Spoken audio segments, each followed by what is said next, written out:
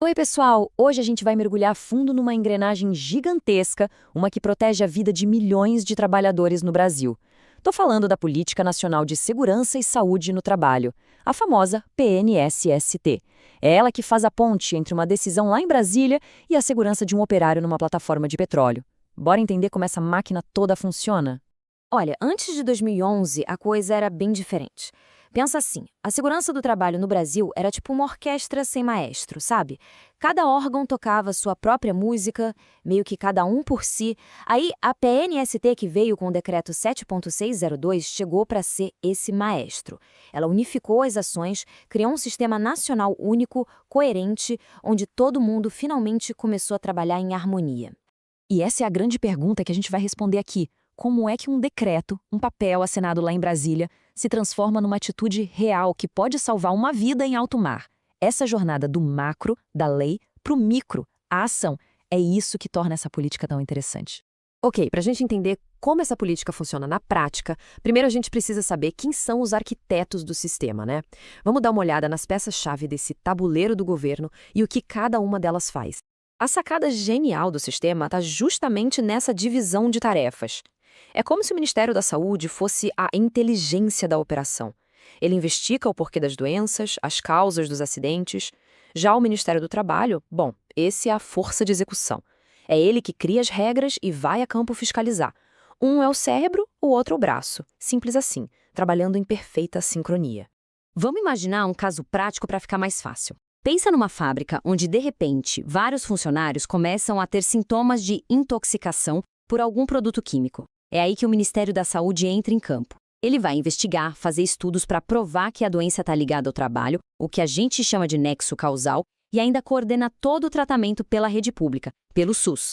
Do outro lado, a gente tem o Ministério do Trabalho, que age com poder de polícia mesmo. Se um fiscal chega numa obra e vê uma máquina super perigosa, ele pode interditar na hora. É esse ministério que garante que as regras do jogo, as famosas NRs, as normas regulamentadoras, sejam seguidas direitinho, colocando o Brasil no mesmo nível dos padrões mundiais de segurança. Certo, já conhecemos os pilares do sistema, mas como é que a informação flui entre o governo e as empresas? É exatamente aqui que entram alguns documentos-chave. Eles funcionam como as engrenagens que fazem todo esse sistema gerar de forma integrada. Então, o ponto crucial é essa sequência lógica, uma coisa levando a outra.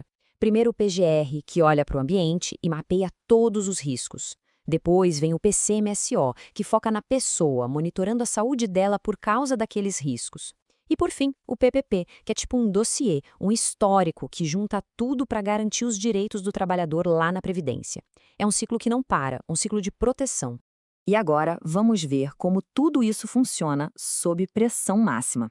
A gente vai analisar como essa estrutura da PNSST é aplicada num dos ambientes mais rigorosos do mundo, um contrato de engenharia para a Petrobras. Aí o jogo fica sério. E aqui, a regra do jogo muda completamente.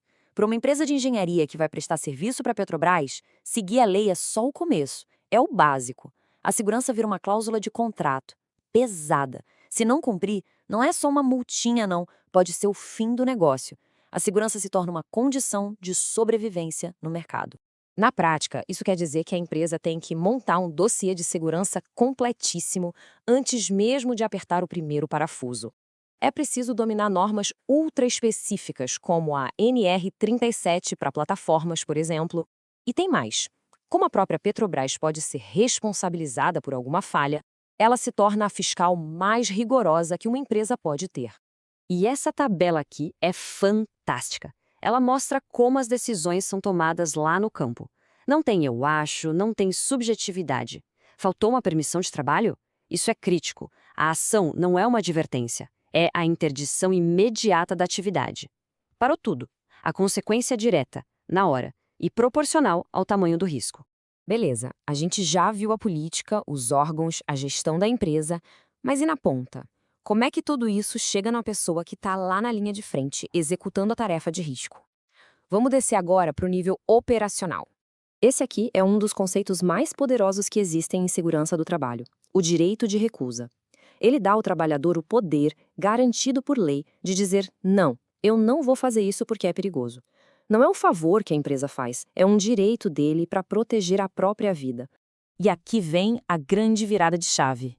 Em ambientes de risco altíssimo, como os da Petrobras, esse direito se transforma numa obrigação. O tal do cartão de pare não é só uma opção, é uma ferramenta que todo e qualquer funcionário, seja da casa ou terceirizado, tem o dever de usar se enxergar uma condição de risco. Lá, parar o trabalho não é o problema é não parar. E para fechar, a gente chega nas leis que são inegociáveis no campo, as regras de ouro. Aqui não tem conversa, não tem segunda chance. Descumprir qualquer uma dessas regras, tipo não se conectar em um trabalho em altura, significa a remoção imediata do local de trabalho. É o compromisso com a vida levado ao nível máximo, transformado em regra clara. E com isso, a gente sai da plataforma e volta para a realidade de cada empresa. A PNST nos dá o mapa, a estrutura, as ferramentas. Mas a verdade é que a eficácia disso tudo depende da cultura de quem está executando.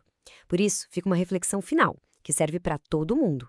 No dia a dia, a segurança é vista como um custo a ser cortado ou como o investimento mais valioso de todos?